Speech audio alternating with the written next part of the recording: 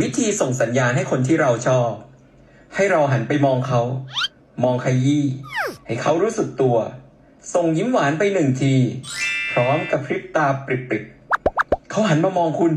ให้คุณรีบมองต่ำและมองสบสายตาเขาอีกครั้งเขามองคุณอยู่ให้รีบมองหนีและหันมาดูเขาอีกทีทำให้เขาสนใจเป็นกระตุกไหล่ฉีกยิ้มให้เขา1 ทีเขาหันมาหาคุณแล้วให้คุณรีบหลับตาหยุดลืมตามองเขาส่งจุ๊บแรงกว่านั้นเขามองคุณอีกครั้งเต้นให้แรงกว่าเดิมและปล่อยเขาไปเถอะคุณไม่ปกติหรอก